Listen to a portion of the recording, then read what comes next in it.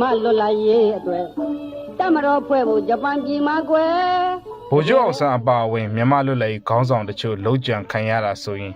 83နှစ်အထိရှည်ကြာခဲ့ပါပြီခေါင်းဆောင်တွေထားခဲ့တဲ့ပင်လုံစာချုပ်နဲ့ညီလာခံဟာဒီကနေ့အချိန်ထိခေတ်သစ်မြန်မာသမိုင်းမှာအရေးပါနေတုန်းပါပဲ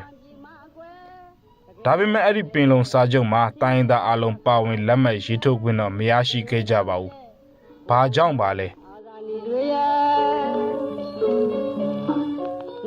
အဲ့ဒီအချိန်ကမွန်ရခိုင်ကရင်ကယားစတဲ့လူမျိုးတွေလက်မှတ်ရေးထိုးဖို့အခွင့်အရေးမရှိခဲ့လို့လားအဲ့ဒီအချိန်မှာတကယ်တမ်းပြောကြတာဆိုတော့ proper Burma တဲ့မှာရခိုင်နဲ့မွန်ကိုထည့်ထားတယ်ကရင်လည်းထည့်ထားတယ်ကရင်ဒီမပါတာကတော့သူကသိကြဘာလို့လဲဆိုတော့ကရင်ဒီကအင်္ဂလိပ်ရဲ့ကိုလိုနီဖြစ်ဘူးမဖြစ်ခဲ့ဘူးကရင်နီပြည်လို့ခေါ်တဲ့ကယားပြည်နယ်ကတော့တိကျလွတ်လပ်တဲ့ပြည်နယ်အဖြစ်ထားရှိဖို့1885ခုနှစ်ဇွန်လမှာ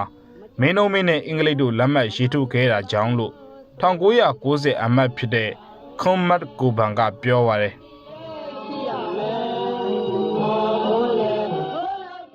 ဒီလိုမျိုးပင်လုံစာချုပ်မှာဘယ်တိုင်းရင်းသားတွေတော့ပါတယ်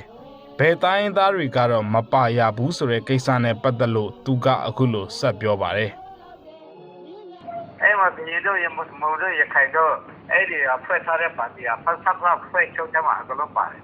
နောက်တော့ဖတ်စပ်လာဖွဲ့ချုပ်မှာဆိုရမှာကိုချောင်းဆောင်ဆောင်တဲ့အဲ့ဒီဝန်ကြီးချုပ်တဲ့မှာကက်ဘိနက်မှာအလုံးပါတယ်ဒီဆိုတဲ့အဲ့မှာစောပါအဝီတို့နောက်အောင်ဆောင်ဝေးရခိုင်တို့အဲ့ဒီမဖို့ချုပ်တော့အစိုးရထက်ပါပြီလားကိုချောင်းဆောင်တွေးနေမှာသွားပြီပင်လုံစာချုပ်ဆိုတာလူမျိုးကိုစားပြုခဲ့တဲ့စာချုပ်မဟုတ်ပဲပြည်နယ်တွေကိုကိုစားပြုချုပ်ဆိုခဲ့ကြတာဖြစ်တယ်လို့အရှုံးဝနိုင်အတွက်ချုပ်ဆိုခဲ့ကြတာလည်းမဟုတ်ပဲနဲ့ပြည်ထောင်စုစိတ်ဓာတ်ကြောင့်ပေါ်ပေါက်လာရတာလို့လည်းသူကဆိုပါတယ်နောက်ပြီးဗိုလ်ချုပ်အောင်ဆန်းနဲ့ပင်လုံစာချုပ်အကြောင်းပြောကြကြဆိုရင်အောင်ဆန်းအတ္တလီစာချုပ်ကိုလည်းမေ့ထားလို့မရပါဘူးမြန်မာပြည်လွတ်လပ်ရေးရဖို့ဗိုလ်ချုပ်ဦးဆောင်တဲ့မြန်မာကိုယ်စားလှယ်အဖွဲ့အင်္ဂလန်ကိုတွားရောက်ပြီးဆွေးနွေးခဲ့တဲ့နောက်ဆက်တွဲအဖြစ်ပင်လုံစာချုပ်ဆိုတာဖြစ်လာရတာလို့လည်းမှတ်သားမှတ်ရာတွေမှာတွေ့ရပါတယ်ဒါပေမဲ့တိုင်းသားခေါင်းဆောင်တွေနဲ့ဗိုလ်ချုပ်အောင်ဆန်းတို့ချမှတ်ခဲ့တဲ့ပင်လုံမူပင်လုံစိတ်ဓာတ်တွေကို83နှစ်အကြာတဲ့အထိအပြည့်အဝအကောင်တွေမဖော်နိုင်ကြသေးပါဘူးကချင်လည်းခုသူဒီရူးနဲ့သူအုပ်ချုပ်မှုဥပဒေနဲ့ချင်းမှလည်းချင်း district စသည်ဖြင့်ဥပဒေနဲ့ဒီချအုပ်ချုပ်နေတဲ့ဒေသတွေကပြည်တော်ဆိုအတူတူကစုဖွဲ့ကြမှာဆိုဘူချေအောင်ဆောင်ယုံလို့ကျွန်တော်တို့အတူတူကလာပြီးတော့စုဖွဲ့ခဲ့ကြတာဆွဲကြတာပေါ့လေဟိုဘလို့ဒီချတိုင်းပြည်အစ်လောက်ရှိတဲ့ခွင့်ရဘူးတော့မတောင်းပါဘူးဒါပေမဲ့တောင်းပြီးတဲ့ကျွန်တော်တို့တောင်းစရာမလိုခုခုရတော့ကိုမေးပြန်မရတော့အခုချိန်ကြီးဖြစ်နေပုံကြည့်ရင်ကျွန်တော်တိတာအဲ့တော့ဘူချေအောင်ဆောင်ပြောတာလည်းဇောက်ထိုးဖြစ်လို့လက်ရှိချိန်ပါဘလို့ကဘူချေရဲ့